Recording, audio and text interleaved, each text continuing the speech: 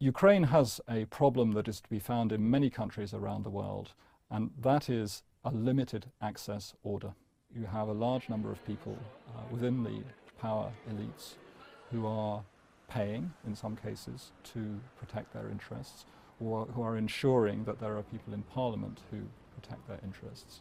And this is a vicious circle because it means that government works very inefficiently. It's hard to attract investment into the country because there is no rule of law. And the citizens become very frustrated because it's difficult sometimes to ensure basic administrative services, to get your driving license or your passport or something like that. And society gets used to paying for some of these services, and the system doesn't work, therefore, for the benefit of citizens. Ukraine has made great progress in the last 3 years in cleaning up the gas sector and making sure the state gas company, Naftogaz, is solvent to stop money being stolen by people who traded in gas. And we've seen also considerable progress in other areas, cleaning up the tax system, where there are all sorts of tax frauds, a clean-up of the banking sector, where money was effectively being stolen from the country, and also the clean-up of the procurement system. Ukraine now has an online procurement system called Prozoro that has won all sorts of international plaudits. And the sum total, by one reliable estimate, of the money saved to the Ukrainian budget from these measures is around 6% of GDP. That's $6 billion. Roughly $3 billion from the cleanup of the gas sector, and another $3 billion from putting an end to these fraudulent tax schemes.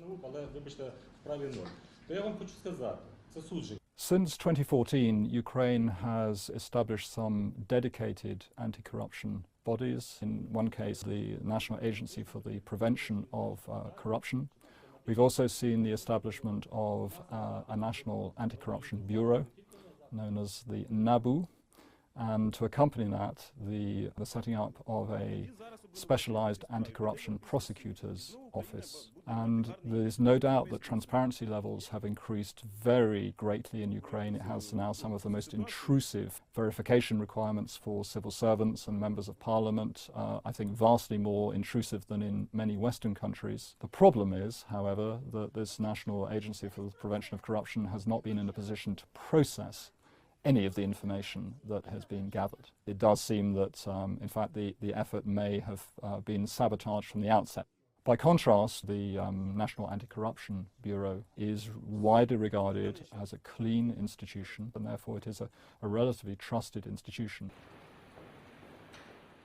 The Achilles heel of the anti-corruption effort in Ukraine is the judiciary. Judicial reform has started, albeit slowly. It has proved very difficult to ensure the entry of new blood into the judicial system. Although at least 2,000 judges have left their positions, the core of the old judiciary remains, and its culture is not one of an independent body. It's used to being politically dependent. On the plus side, a new Supreme Court has been appointed.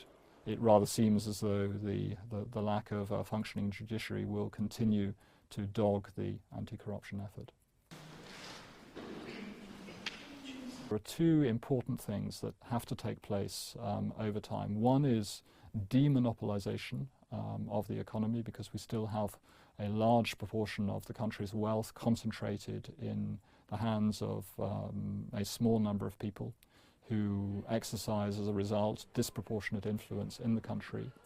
And part of that influence is maintained through a political system which allows people to be elected to parliament who don't serve the interests of citizens, do not represent citizens as such, but represent those vested interests, and who in some cases even pay for their seats.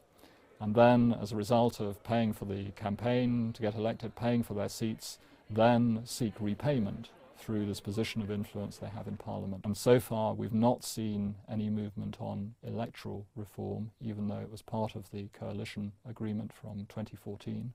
We have elections next year. It's unlikely that anything substantial is going to happen in the meantime. But this is an area in which I believe civil society in Ukraine will start to push much more strongly. And assuming it does, I think we can expect to see this limited access order start to open more to have more competition within the system, both in the economy and in politics, which will create, over time, a virtuous circle.